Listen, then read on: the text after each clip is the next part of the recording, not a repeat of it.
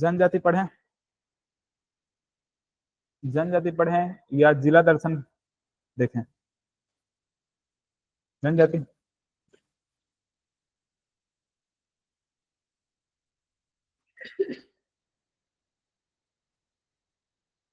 Next time जब मैं आऊंगा आप लोग नोट्स को अच्छे से बना कर लाना, जो भी लिखे हैं वो सबको है ना दिखाना मेरे को, ठीक है? जितना भी मैं पढ़ाया हूँ सारे के नोट्स, सारे टॉपिक के जो नोट्स है उसको आप लोग अच्छे से बना कर लाना। नहीं लिखे होंगे तो लिख लेंगे।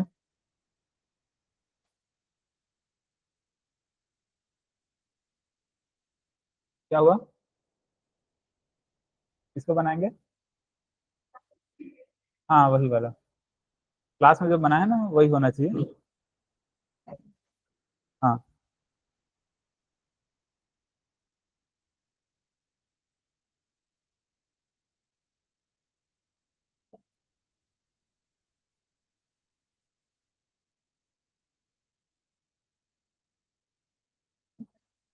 देवी देवता बचा हुआ था ना जनजातियों का।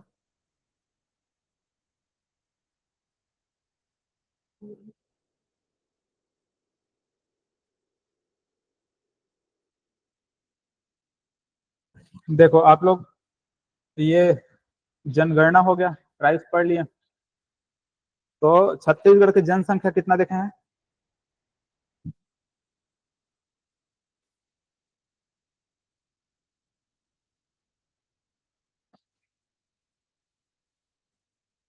कितना है बताओ?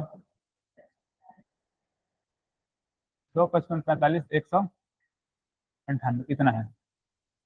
छत्तीसगढ़ में एसटी जनसंख्या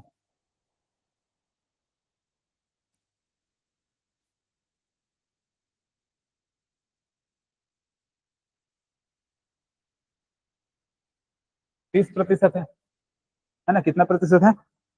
30% है। तो इसको अगर 30% ना पूछ के अगर नंबर में पूछा जाएगा ऐसे, तो 78, देखो कितना रहेगा? 78,22,902। ठीक है, कितना है? 78,22,902। 78,22,902 ये क्या है? एसटी जनसंख्या है। जनजातियों की जनसंख्या कितना है पूछा जाएगा, इतना है बोलेंगे। कितना प्रतिशत? हाँ, 30.62%।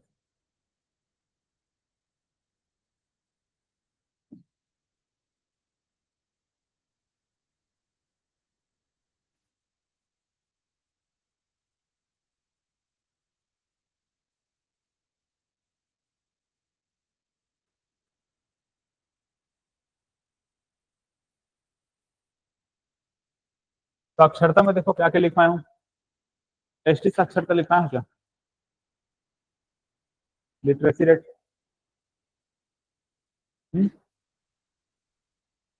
महिला पुरुष बस लिखवाया हूँ, इसमें नहीं लिखा है क्या?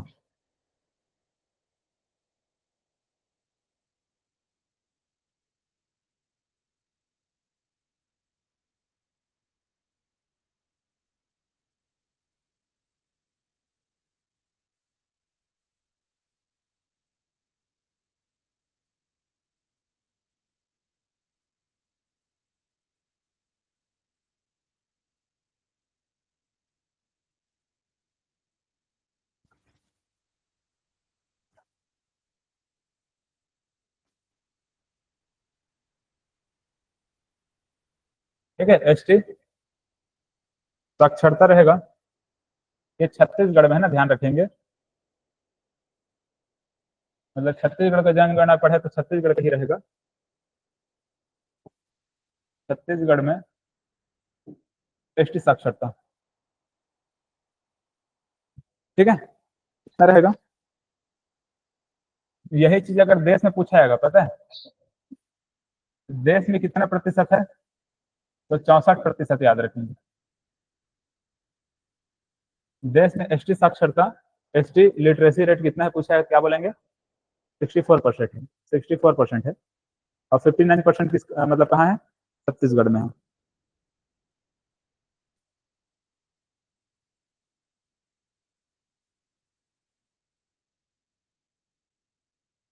इसमें दो चीजें और याद रख लो, एसटी महिला, एसटी पुरुष, ठीक है। साक्षरता में महिलाओं में कम होता है, 68% है, पुरुषों में ज्यादा होता है, ये इतना है, 69% है, ठीक है। 48 और वहां पर 69।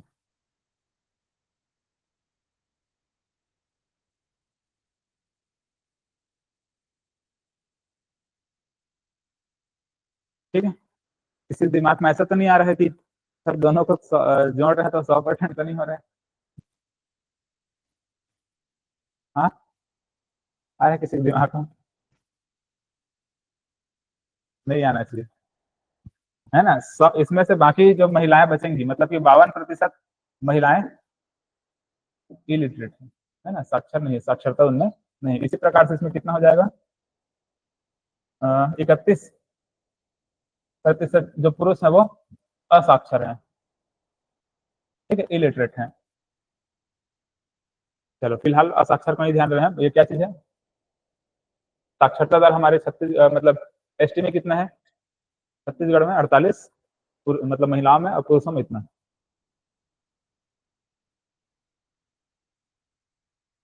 एसटी लिंगानुपात कितना है,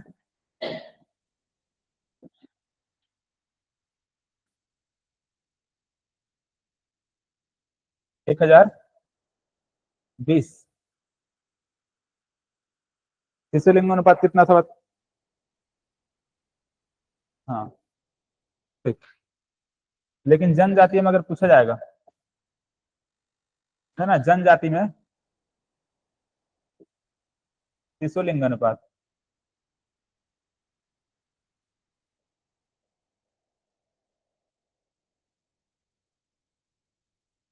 हमारे छत्तीसगढ़ में कितना था, 969 था क्या, है ना, 969 था। लेकिन जनजातीय में वही चीज कितना है, 992 है ना, एसटी शिशु लिंगानुपात।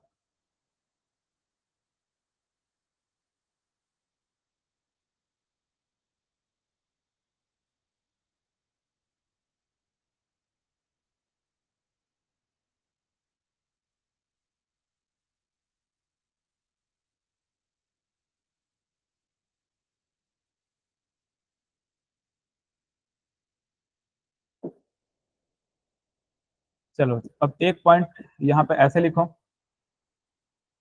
देश की कुल जनसंख्या का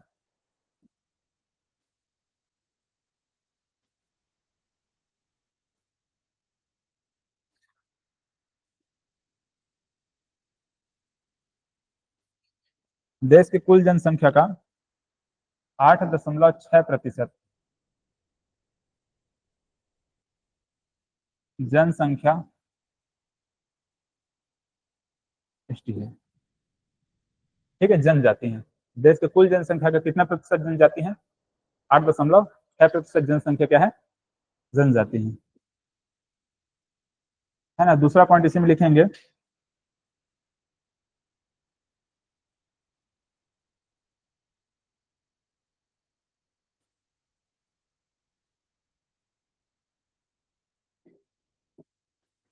छत्तीसगढ़ में देश का 6.2% एसटी निवास करती हैं। देखो छत्तीसगढ़ में देश का 6.2% एसटी निवास करती है, मतलब कि पूरे देश का कितना प्रतिशत एसटी हमारे छत्तीसगढ़ में है, 6.2%। इसका मतलब समझ में आएगा नहीं, बताओ दोनों का, है कि नहीं। अगर पूरे देश में देखेंगे, देश की जितने भी जनसंख्या उसका 8.6% क्या है, एसटी है।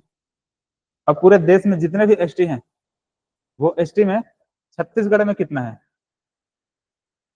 6.2% है। मतलब देश के जितने भी जो एसटी हैं, है ना, हाँ, तो मतलब ये देश में जितने भी एसटी हैं उसका छत्तीसगढ़ में कितना है?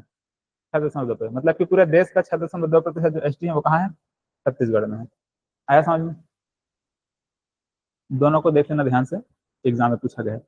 अब मानकर चलो यहाँ पर 6.2 अगर नहीं रहता है तो हमको क्या लेना है? 7.5 लेना है। यहाँ पर मैं या करके लिख दे रहा हूँ, कितना लेना है? 7.5 लेना है। क्योंकि कुछ सोर्स में क्या मिल रहा है? 6.2 मिल रहा है, और कुछ जगह क्या मिल रहा है? 7.5 मिल रहा है। और ये पीएससी एक बार आंसर ले चुका है, किसको? 7.5 को क्या ले चुका है? आंसर ले चुका है। ठीक है, क्या हुआ? नहीं दिया ऐसा, नहीं देगा ऐसा। ठीक है, कोशिश करना उसको 7.5 को लेने का। ठीक है, पीएससी एक बार आंसर ले चुका है तो उसको ही आंसर लेने की कोशिश करेगा वो। तो 6.5 सॉरी 7.5 को लेना है।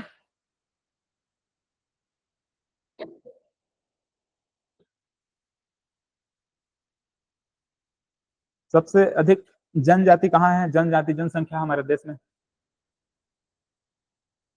बताओ, सबसे अधिक जनजाति जनसंख्या हमारे देश में कहाँ है? नहीं, देश में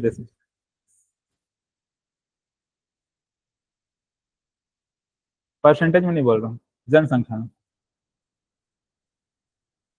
जनसंख्या के आधार पर सबसे अधिक जनजाति जनसंख्या एमपी में है। कहाँ है? एमपी में। ठीक है, मध्य प्रदेश में बहुत ज्यादा जनजाति जनसंख्या हमको देखने को मिलता है, मतलब बहुत सारा ट्राइब्स वहां पर है संख्या के आधार पर। वही चीज अगर परसेंटेज में अगर पूछेगा, है कैसे? नहीं नहीं, परसेंटेज में नहीं। छत्तीसगढ़ से भी ज्यादा बहुत सारे परसेंटेज के आधार पर और भी हैं। नॉर्थ ईस्ट में चले जाओ, मिजोरम, है ना, मिजोरम में लगभग 94% एसटी है। छत्तीसगढ़ में कितना प्रतिशत एसटी है? हाँ, ऐसे कर दो। छत्तीसगढ़ के जनजाति जनसंख्या कितना है? 30%। नॉर्थ ईस्ट में चले जाओ, मिजोरम में 94% है। ठीक है, 94%। मिजोरम में कितना है? 94% एसटी है। ऐसा कुछ है प्रतिशत के आधार पर। चलो वो जब इंडियन ज्योग्राफी पढ़ेंगे तब उसके बारे में बात करेंगे। ये हो गया। इसमें एक दो पॉइंट और लिख लो। भारतीय संविधान पढ़े कि नहीं? इंडियन कॉन्स्टिट्यूशन पढ़े ना? उसमें आर्टिकल 342 है, अनुच्छेद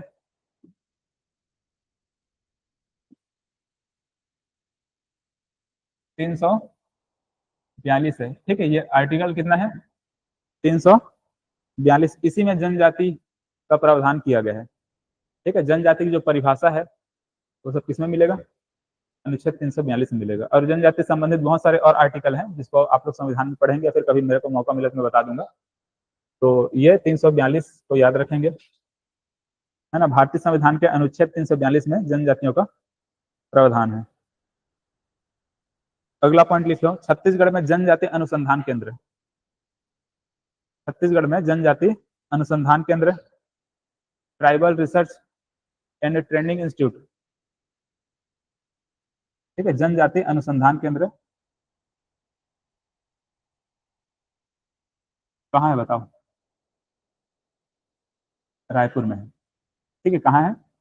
रायपुर में। अच्छा, छत्तीसगढ़ में जनजाति अनुसंधान केंद्र मतलब कि tribal research and training institute कहाँ है पूछा जाएगा तो कहाँ है? रायपुर में है।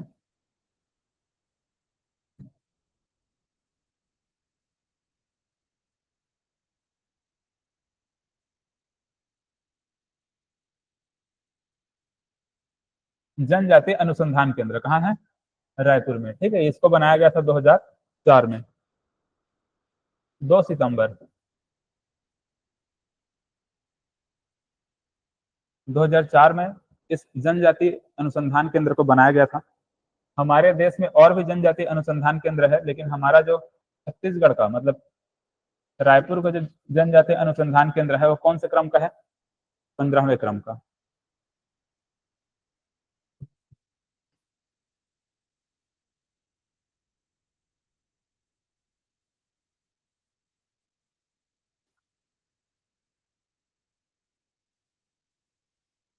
ठीक है, देश में 15वें नंबर का ये जनजाति अनुसंधान केंद्र है हमारा छत्तीसगढ़ का रायपुर वाला। ठीक है, इसके अलावा लिख लो एंथ्रोपोलॉजिकल म्यूजियम, इसको इंग्लिश में ही याद रखना।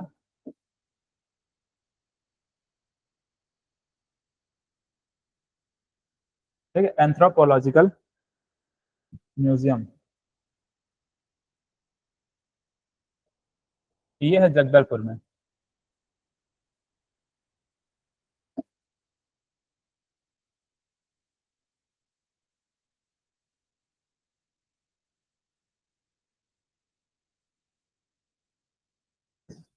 ठीक है, जनजातियों से संबंधित बहुत सारी चीजें आपको यहाँ पर देखने को मिल जाएंगी। उनके कल्चर से रिलेटेड बहुत सारी चीजें, वो सब यहाँ पर देखने को मिलेंगे। ठीक है, म्यूजियम पूछा है अगर, मतलब कहाँ है, बोलेंगे जगदलपुर में। अनुसंधान केंद्र कहाँ है पूछा, क्या बोलेंगे, रायपुर में। ठीक है, चलो उसको चाहो तो लिख लो ब्रैकेट में, 1972 में बनाया गया था। कब बनाया गया था? 1972 में बनाया गया।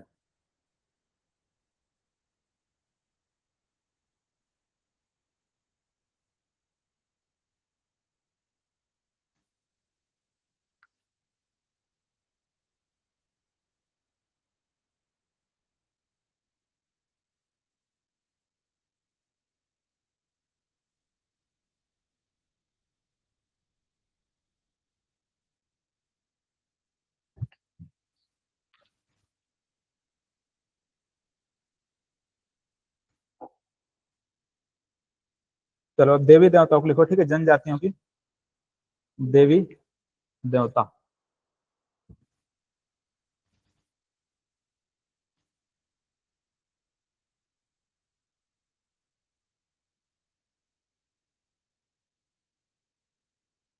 जनजातियों में ये चीज बोंगावाग के नाम से जाना जाता है।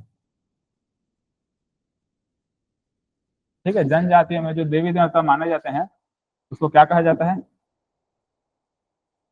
बोंगावाग।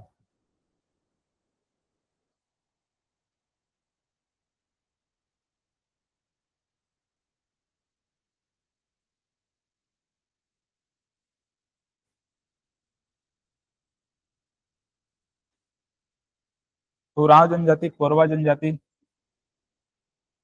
कंवर जनजाति है, बैगा जनजाति,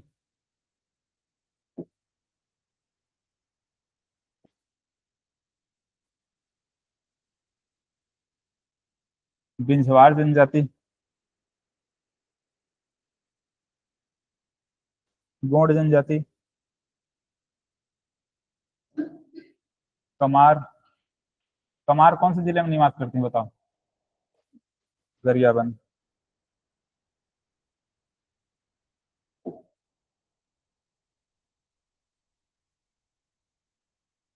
ये मुड़िया जनजाति और भतरा जनजाति। ठीक है, इतने जनजाति को हमको क्या देखना है?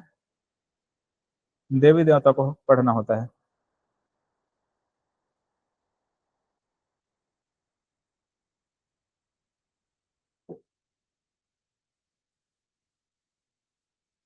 सौता जनजाति देखो कहाँ बताया हूँ, सरगुजा में।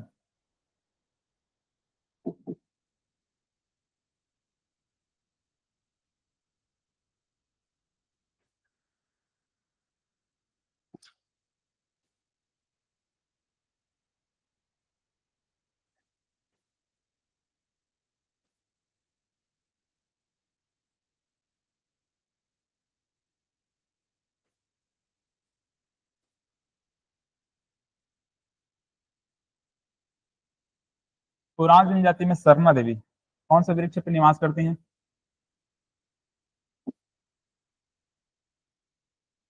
बताओ।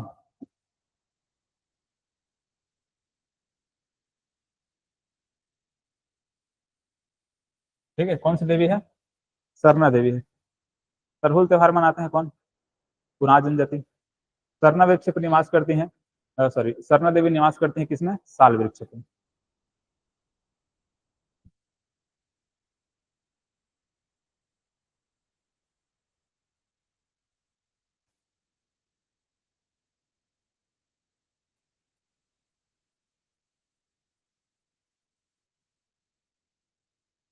खुड़िया रानी है ना, देवी का नाम क्या है? खुड़िया रानी। कौन सी जनजाति की देवी है? कोरवा जनजाति की। ठीक है, कोरवा जनजाति की देवी क्या है? खुड़िया रानी। एक हम लोगों ने खुड़िया रानी जलप्रपात देखा है, देखे हैं कि नहीं? कौन से जिले में?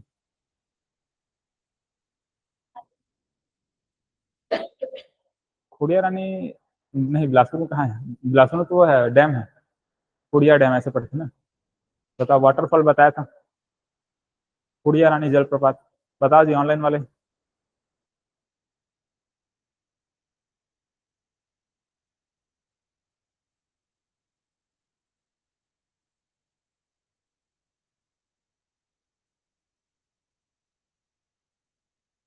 चलो अब हिंट दे रहा हूँ, जेसीबी की खुदाई।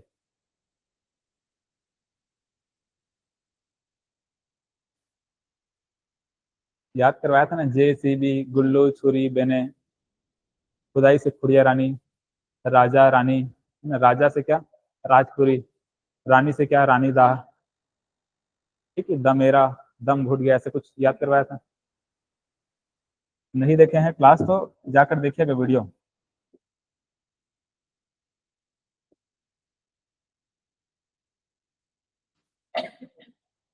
कंवर जनजाति में याद रखेंगे सगरा खंड। गहिरा गुरु आश्रम कहाँ है? कहाँ है गहिरा गुरु आश्रम? कुछ याद नहीं है।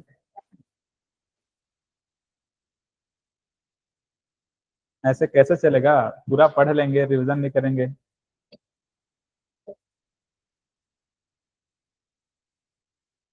जसपुर में है ना। गहिरा गुरु आश्रम कहाँ है? जसपुर में। उसी को और क्या कहते हैं? रामेश्वर बाबा का आश्रम कहते हैं। ऐसा कुछ हम लोग पढ़े थे। कंवर जनजाति के थे कौन? गहिरा गुरु। तो सगरा खंड जो देवता है वो किसके हैं? कंवर जनजाति में सगरा खंड जो देवता है वो प्रचलित है। बैगा में देखो, एक हम लोग मतलब बैगन जाति में एक देखते हैं ठाकुर देव। ठीक, क्या है? ठाकुर देव। और ठाकुर देव ध्यान रखेंगे भूमि की रक्षा करते हैं। किसकी रक्षा करते हैं? भूमि रक्षा करते हैं कौन? ठाकुर देव। और एक होता है दुल्हा देव।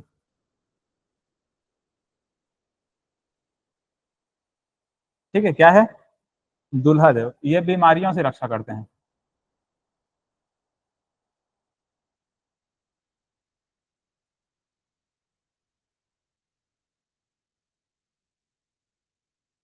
देख लो, ठाकुर देव और क्या? दुल्हा देव।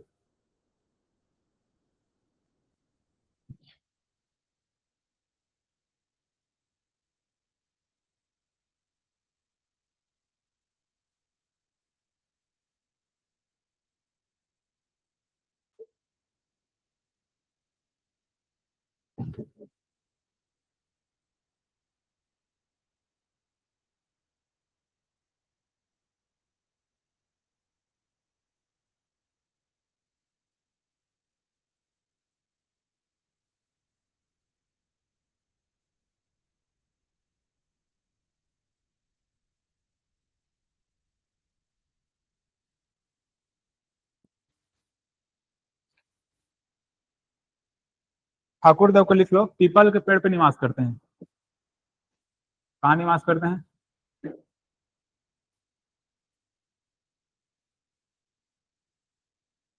पीपल पेड़ पे निवास करते हैं। कौन? ठाकुर देव।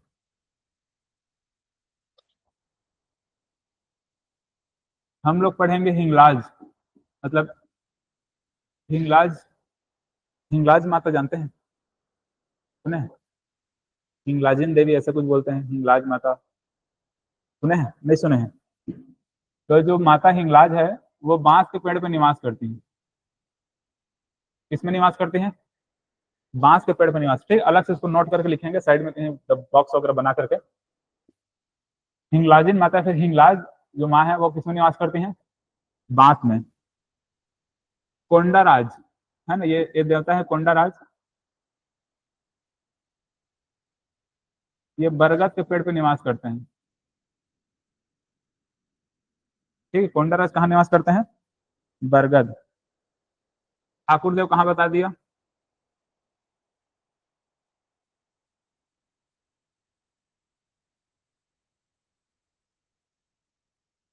पीपल पेड़ पे निवास करते हैं। ठीक है, और एक नाम और है, शीतला माता।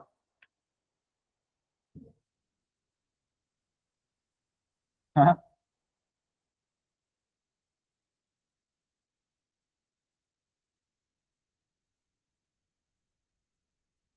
अगर, ठीक है, अगर महुआ तना नहीं रहेगा तो क्या लगा देना है? नीम लगाना है।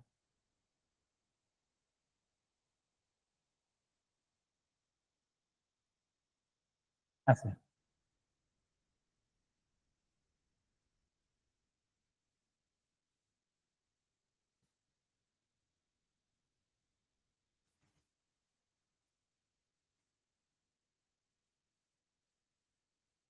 चलो, एग्जाम में सब पूछे गए हैं, ध्यान रखना। खास करके यहाँ पर कोंडाराज, ठाकुर देव, हिंगलाज। ठीक है, ये तीन चार चीज बहुत इंपॉर्टेंट है।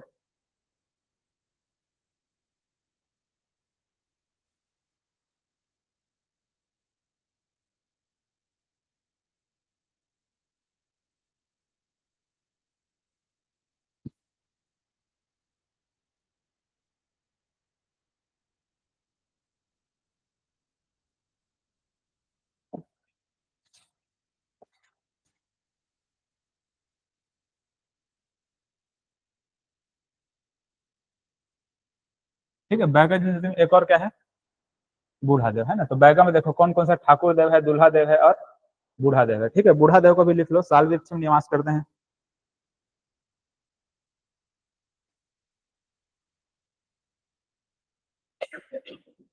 साल वृक्ष में देखो कौन कौन सा, मैं बता दिया। साल वृक्ष में हम लोग को याद है, सरना देवी, है ना। उरांव जनजाति में देखेंगे तो सरना देवी निवास करते हैं साल वृक्ष में। और बैगा जनजाति में अगर बात करेंगे तो बूढ़ा देव निवास करते हैं किसमें? साल के वृक्ष में। चलो, इसमें भी आ जाएगा दुल्हा देव, है ना। गौड़ जनजाति में भी क्या रहेगा? दुल्हा देव रहेगा। आपको बताया था गोंड और बैगा दोनों लगभग लगभग सेम रहता है। तो हालांकि गोंड के बारे में सिर्फ क्या बता रहा हूँ, दुल्हा देव बता रहा हूँ। एग्जाम में अगर आ जाता है और ऑप्शन में आपको बैगा नहीं मिलेगा तो किसको लगाना है? गोंड लगाना है। ठीक है, ठाकुर देव दे दिया है, बैगा नहीं मिल रहा है तो किसको लगा देना है? गोंड लगाना है। ठीक है, वैसे अगर बूढ़ा देव दिया है, ऑप्शन में बैगा नहीं है तो क्या लगाना है? गोंड लगाना है। ठीक। बिंजवाड़ जनजाति में विंध्यवासिनी देवी।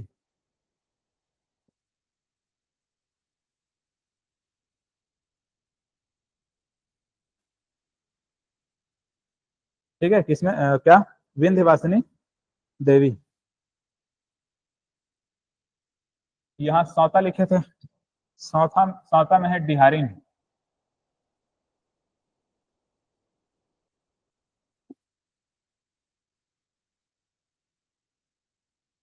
डिहारिन माई। कमार में छोटे मई बड़े मई।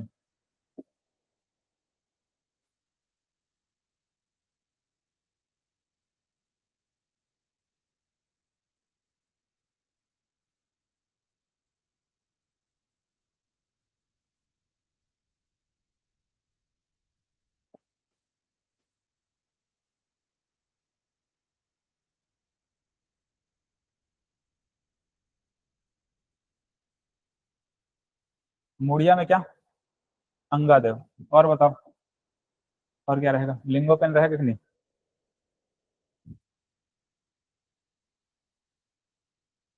लिंगोपेन। अंगादेव। हाँ, लकड़ी से बनता है, लिंगोपेन भी लकड़ी से बनता है। लिंगोपेन कहाँ निवास करते हैं? है ना, घोटुल पे या फिर गोटुल में निवास।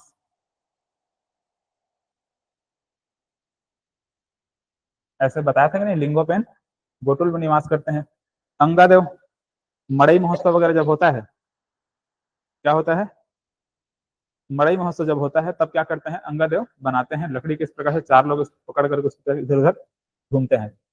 ठीक है, यहाँ पर मैं आपको क्या बताया था, एबाल तौर नृत्य बताया था ना।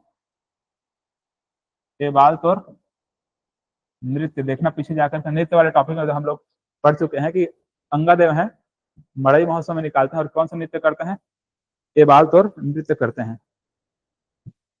भतरा जनजाति क्या करते हैं, सेवा कार्य करते हैं क्या। तो यहाँ पर याद रखेंगे शिकारी देवी, शिकारी देवी रहेगा फिर शिकार देवी रहेगा, ठीक है, दोनों वही चीज है ऐसा। बल्कि इसको शिकार देवी लिखो, ज्यादा सही रहेगा। कौन सी देवी, शिकार देवी, ठीक है, एग्जाम में जब पूछा गया तो वैसे कुछ था, शिकार देवी।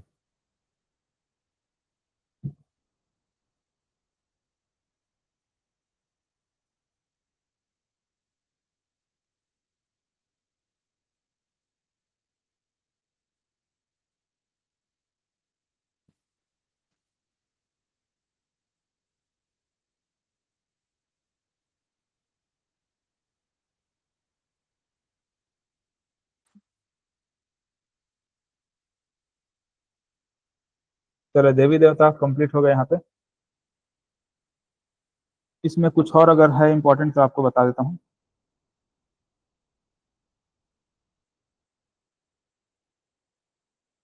देखो दो चार लाइन और लिखो इसी में,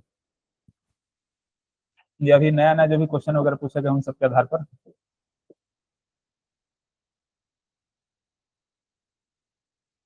अबुझ माड़िया देखते हैं ना,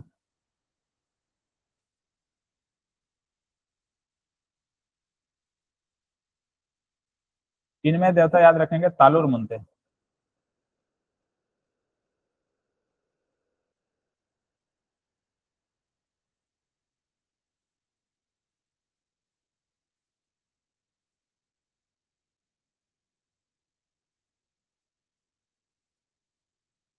ऐसे तालुर मुंते देवता।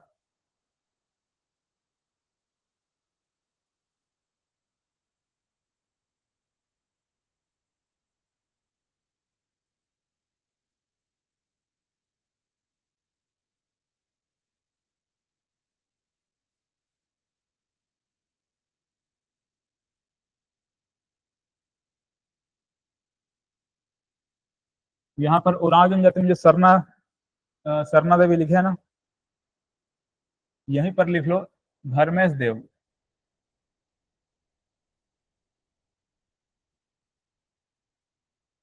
धर्मेश, ये सूर्य देवता है, सूर्य के देवता धर्मेश देव ऐसे माना जाता है।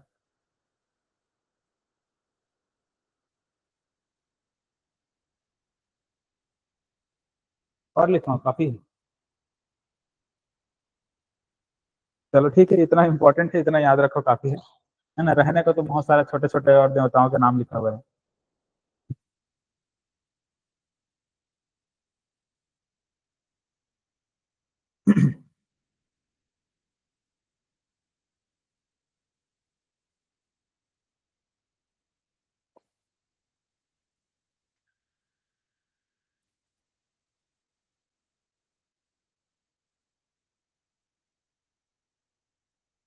देखो छत्तीसगढ़ में बिरसा मुंडा कौन सी जनजाति से होंगे, मुंडा जनजाति से, है ना, कौन सी जनजाति, मुंडा जनजाति, है ना। ये भारत के इतिहास में मुंडा विद्रोह हम लोग देखते हैं, मतलब बिरसा मुंडा द्वारा विद्रोह किया गया था, इसको आप लोग भारत के इतिहास में पढ़ेंगे। संत गहिरा गुरु जानते हैं, कहाँ के मतलब कहाँ पे है इसका आश्रम।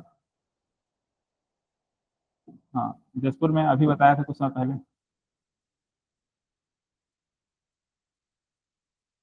है ना, संत गहिरा गुरु। ये है कंवर जनजाति के, कौन सी जनजाति, कंवर जनजाति। वीर नारायण सिंह, बताओ कौन सी जनजाति,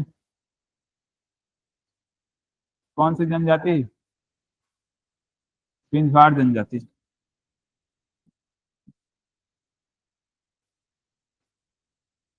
गैन सिंह, बताओ कौन सी जनजाति,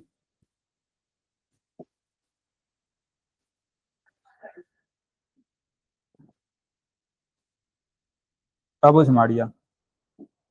चंद्रो मंडावी,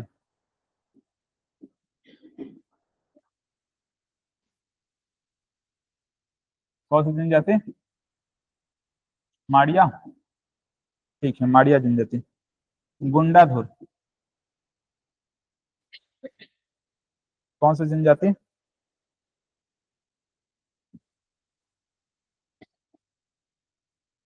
धुरवा।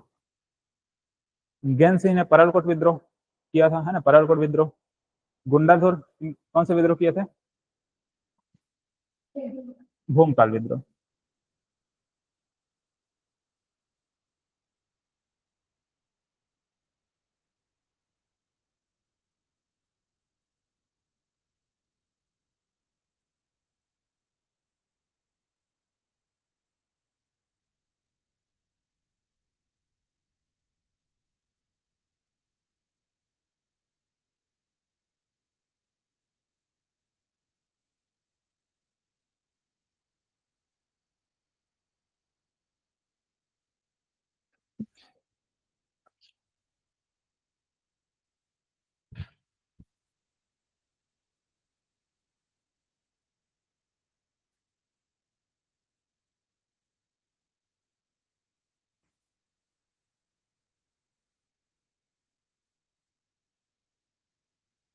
क्या लिखा है?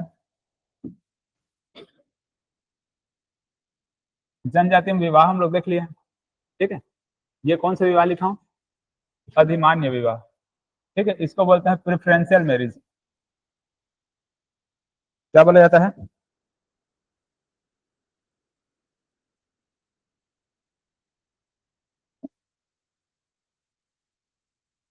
प्रेफरेंशियल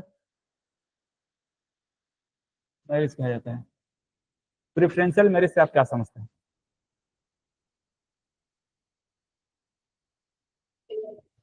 अच्छा, प्रेफर करना ऐसा बोल रहा हूँ, उसका मतलब क्या है ना, प्रेफर करना। या फिर हम बोलते हैं ना कि मैं वहां जाना पसंद नहीं करूंगा, प्रेफर नहीं करूंगा, ऐसे। मैं इस पुस्तक को तुमको प्रेफर नहीं करूंगा, ऐसा बोलते हैं कि नहीं?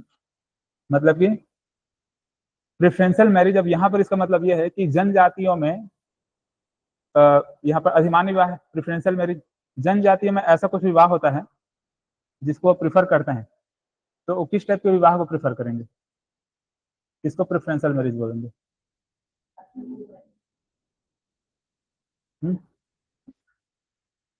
नहीं, वो तो ठीक है, अभी मोनोगमी, पॉली एंट्री, पॉलीजिनी अभी देखेंगे।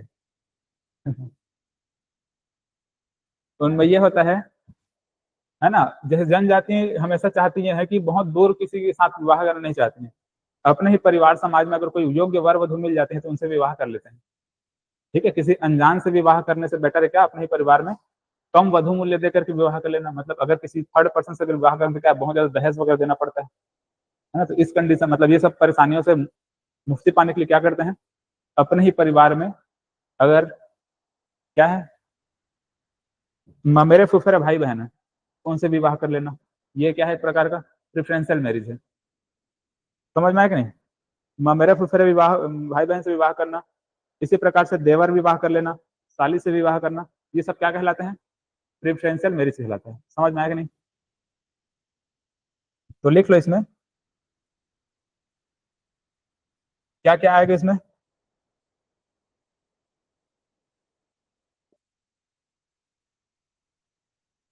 मेरे फुफेरे भाई बहन से विवाह,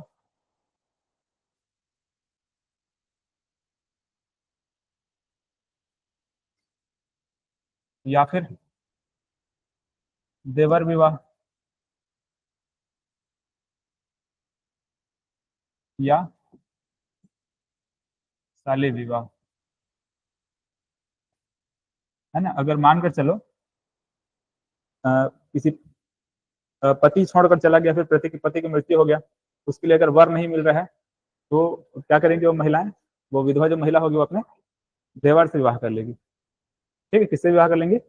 देवर से विवाह कर लेंगे। या फिर वही सेम कंडीशन, अगर क्या हो जा रहा है, अ, पत्नी अगर खत्म हो जा रही है तो क्या, साली से विवाह कर। अब मान चलो एक लड़का है, मतलब एक पति पत्नी है, उनके दो तीन बच्चे हैं, और उस उन बच्चों की जो माँ है वो खत्म हो जाए, उनका डेथ हो जा रहा है, तो पति क्या करेगा?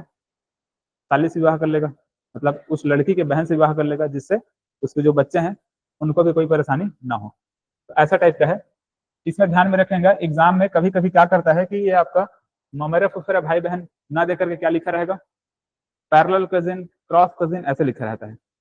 ठीक है, ममेरे फुफेरे, जैसे कि ममेरे रहेगा ना, तो ममेरे क्या बोलेंगे, पैरेलल कजिन बोलेंगे, क्रॉस कजिन बोलेंगे।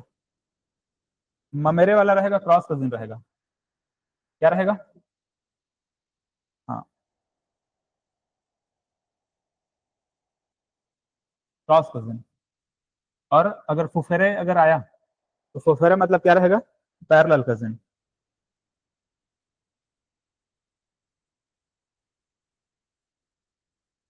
ऐसा टाइप है। ठीक है, तो cross cousin, parallel cousin, marriage ऐसे लिखा रहेगा तो कंफ्यूज नहीं होना है, वही चीजें ममेरे फुफेरे भाई बहन। या फिर देवर, देवर विवाह अगर कहीं पर रहेगा है ना, तो उसको बोला जाता है लेवरेट।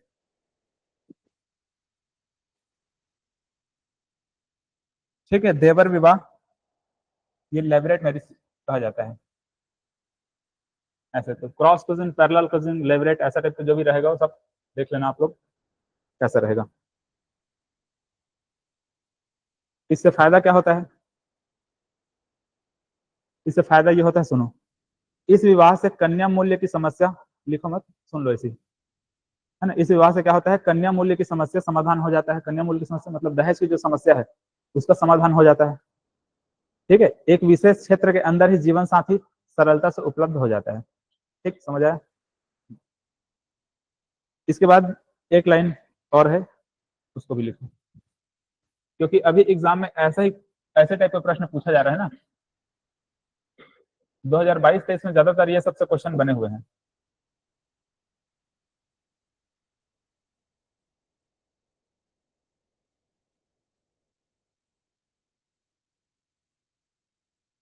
क्या है, पॉलीगैमी। ठीक है, इसका मतलब है बहुविवाह। बहुविवाह मतलब क्या है,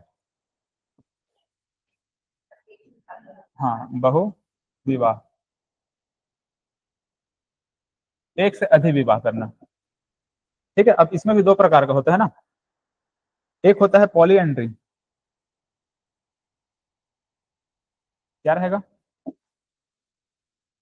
पॉलीएंड्री। ठीक है, क्या रहेगा, पॉलीएंड्री रहेगा। इसका मतलब है बहुपति। इसका मतलब क्या है, एक से अधिक पति का होना। एक महिला क्या करती है, एक से अधिक पति बना लेती है। ठीक है, इसको क्या बोलेंगे, पॉलीएंड्री। दूसरा इसमें होता है पॉलीजिनी। क्या होता है, पॉलीजिनी होता है।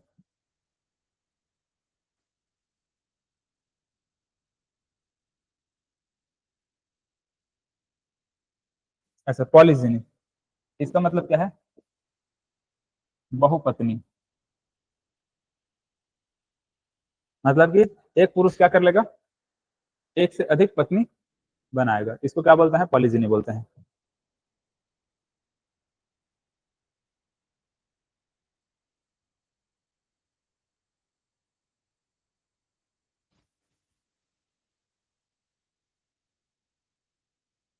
और कहीं पर ऐसा लिखा रहेगा मोनोगमी। क्या लिखा रहेगा, मोनोगमी, इसका मतलब है एकल विवाह।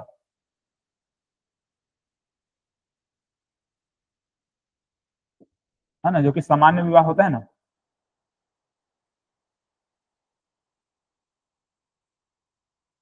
सामान्य जो विवाह किया जाता है वो कौन, क्या कहलाता है, वो एकल विवाह कहलाता है। एक लड़की एक लड़का इस प्रकार शादी कर लेगा, उसको एकल विवाह बोलेंगे, इसको मोनोगमी कहा जाता है। ठीक है, अब देखो एग्जाम में जो क्वेश्चन पूछा गया है उसको बोल रहा हूँ, आप लोग बताना इसका आंसर। लिख लेना सभी। निम्नलिखित में से निम्नलिखित में से विवाह का कौन सा प्रकार अधिमान्य विवाह नहीं है, मतलब कि प्रेफरेंशियल मैरिज नहीं है बोला जा रहा है। ऑप्शन में है parallel cousin, cross cousin, levirate, monogamy. Monogamy. ठीक है, अधिमान्य मतलब प्रेफरेंशियल मैरिज कौन कौन है, क्रॉस कजिन भी है, पैरेलल कजिन भी है, लेविरेट है, सभी क्या है, अधिमान्य विवाह है। जनजातियों में इस प्रकार का विवाह ज्यादा प्रचलित है ना, अधिमान्य विवाह इसको बोला जा रहा है। एकल विवाह अधिमान्य विवाह नहीं है। ठीक है, चलो दूसरा क्वेश्चन आया हुआ था, 2021 का क्वेश्चन है, बहुविवाह हो सकता है। है ना, बहुविवाह हो सकता है। अब सुनो, पॉलीएंड्री है, पॉलीजिनी, मोनोगेमी, उपरोक्त में से कोई नहीं। अब कौन कौन सा? एक से अधिक आंसर है ना। बहुविवाह हो सकता है, बहुविवाह कौन कौन सा हो सकता है? पॉलीएंड्री और पॉलीजिनी। ठीक है, पॉलीएंड्री और पॉलीजिनी, ये दोनों क्या हो सकता है? बहुविवाह हो सकता है। चलो, विवाह भी कंप्लीट हो गया। अब इसमें छोटा छोटा पॉइंट बहुत सारा है, उसको अगले क्लास में अपन पढ़ेंगे।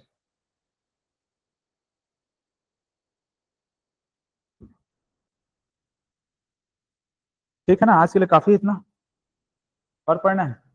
नहीं,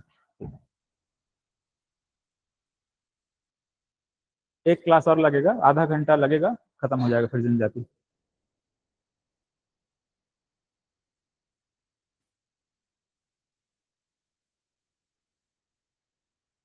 आधा घंटा नहीं, कम से कम 1 से 1.5 घंटा जाएगा। बहुत सारी चीजें, प्रशासनिक चीजों को नहीं देखे हैं।